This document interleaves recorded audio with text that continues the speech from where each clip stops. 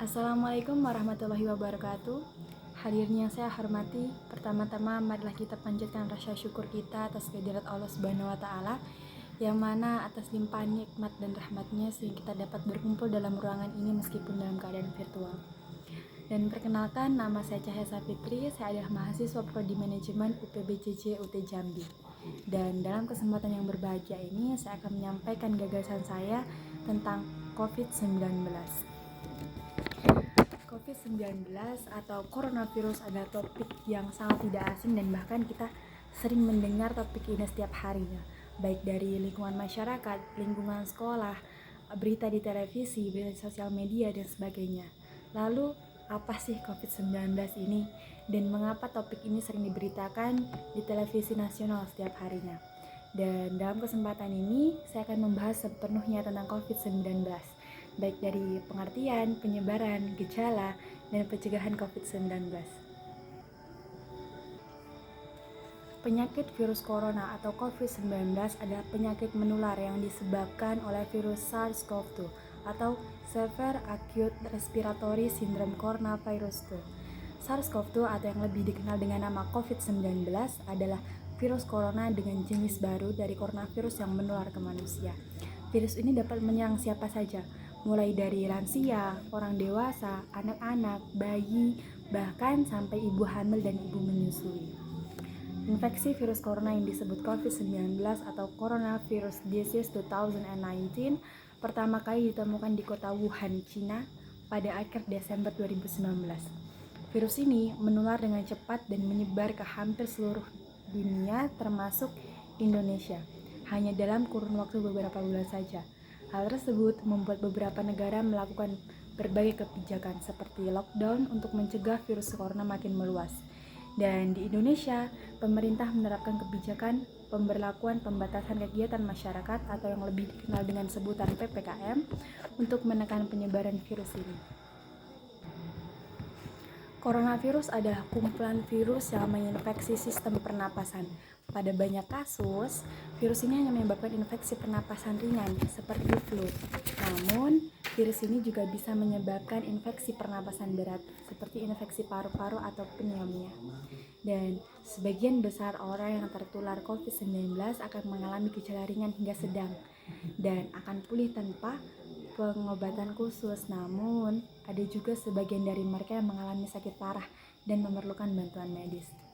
Selain virus SARS-CoV-2 atau virus corona, virus yang termasuk dalam kelompok coronavirus adalah virus penyebab Severe Acute Respiratory Syndrome atau SARS dan virus penyebab Middle East Respiratory Syndrome atau MERS.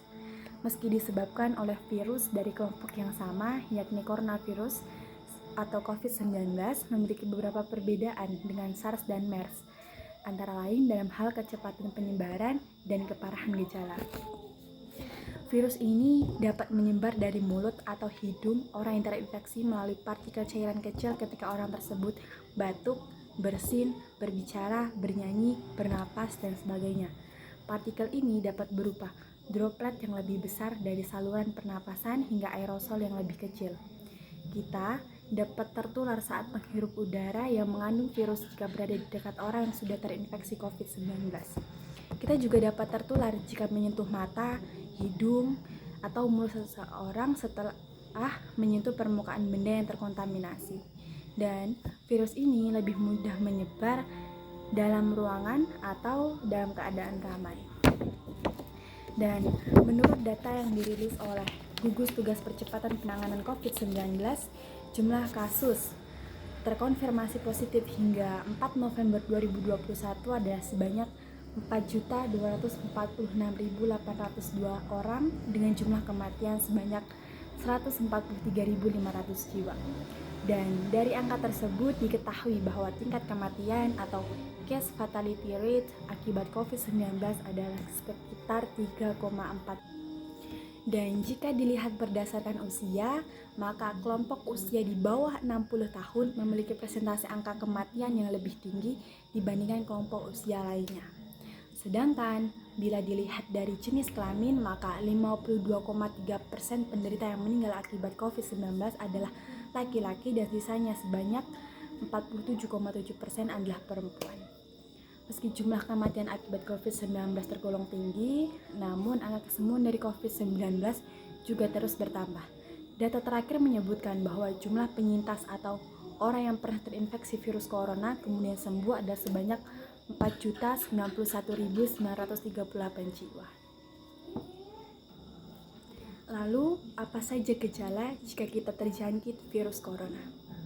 Gejala awal infeksi virus corona atau COVID-19 biasa menyerupai gejala flu, yaitu demam, pilek, batuk kering, sakit tenggorokan, dan sakit kepala. Setelah itu, gejala dapat hilang dan sembuh atau malah memberat. Dan penderita COVID-19 dengan gejala berat bisa mengalami demam tinggi, batuk berdahak bahkan berdarah, sesak nafas, atau nyeri dada. Dan keluhan tersebut muncul ketika tubuh bereaksi melawan virus corona. Secara umum, ada 3 gejala umum yang bisa menandakan seseorang terinfeksi virus corona, yaitu demam, yaitu dengan suhu tubuh di atas 38 derajat Celcius, batuk kering, sesak napas. Dan selanjutnya, ada juga beberapa gejala lain yang juga bisa muncul jika kita terinfeksi virus corona, meskipun lebih jarang, yaitu seperti diare, konjungtivitas, hilangnya kemampuan mengecap rasa, hilangnya kemampuan untuk mencium bau, dan ruam di kulit. Gejala-gejala COVID-19 ini umumnya muncul dalam waktu 2 hari sampai 2 minggu setelah penderita terpapar virus corona. Dan sebagian pasien yang terinfeksi virus corona bisa mengalami penurunan oksigen tanpa adanya gejala apapun. Dan kondisi ini disebut dengan happy hypoxia. Dan guna memastikan apakah gejala-gejala tersebut merupakan gejala virus corona, maka diperlukan rapid test atau PCR. Dan segera lakukan isolasi mandiri jika kita mengalami gejala virus corona, seperti yang telah disebutkan tadi. Terutama jika dalam 2 minggu terakhir kita berada di daerah yang memiliki kasus COVID-19 atau kontak dengan penderita COVID-19. Dan selanjutnya, bila kita menduga telah terpapar virus corona tetapi tidak mengalami gejala apapun, maka tidak perlu memeriksakan diri ke rumah sakit. Kita cukup tinggal di rumah selama 14 hari dan membatasi kontak dengan orang lain. Dan bila muncul gejala, baru lakukan isolasi mandiri dan tanyakan kepada dokter melalui telepon atau aplikasi mengenai tindakan yang perlu dilakukan atau obat yang perlu dikonsumsi. Namun, bila kita memerlukan pemeriksaan, jangan langsung ke dokter dan jangan langsung ke rumah sakit, karena resiko tertular atau menularkan virus corona ke orang lain akan meningkat. Dan untuk mengatasi itu semua, maka kita dapat membuat janji melalui aplikasi atau sebagainya terlebih dahulu. Lalu, bagaimana pencegahan terhadap virus corona? Karena kita sering mendengar slogan seperti lebih baik mencegah daripada mengobati. Maka, saat ini Indonesia sedang menjalani program vaksinasi COVID-19 secara bertahap hingga 4 November 2021. Sudah lebih dari 122 juta orang yang menerima vaksin dosis pertama dan 76 juta orang telah memperoleh vaksin dosis kedua.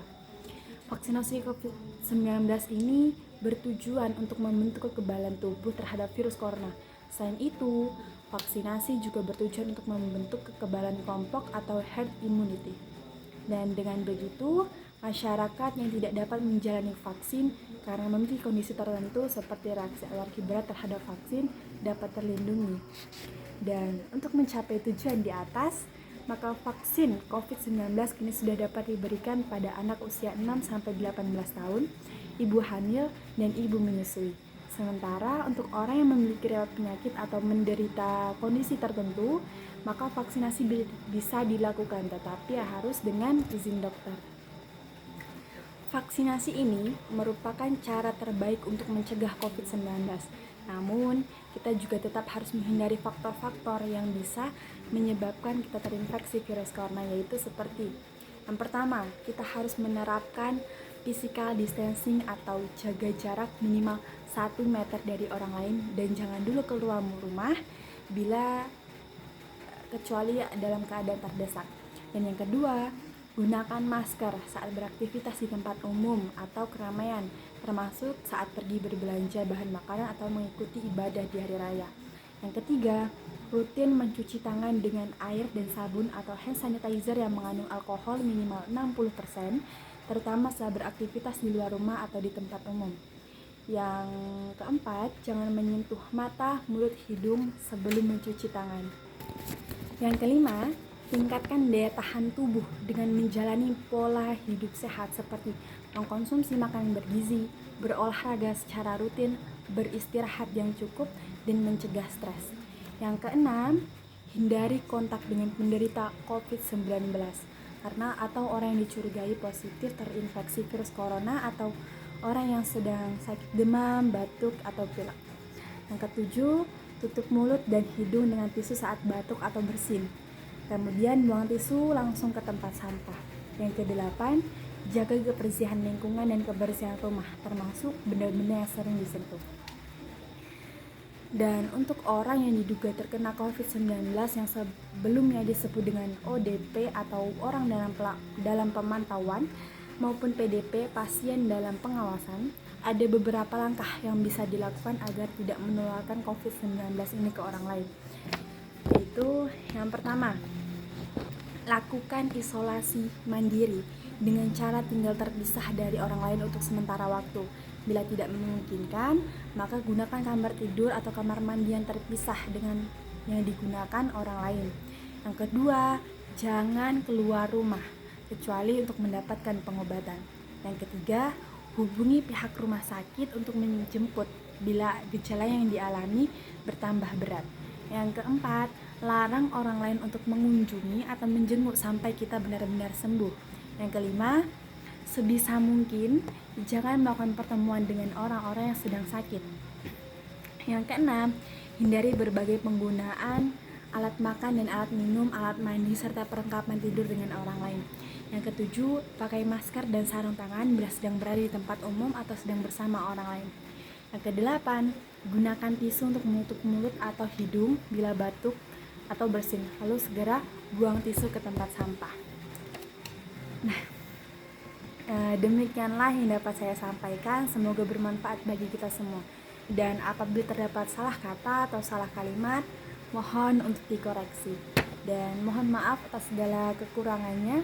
Wabillahi taufiq wal hidayah. Wassalamualaikum warahmatullahi wabarakatuh.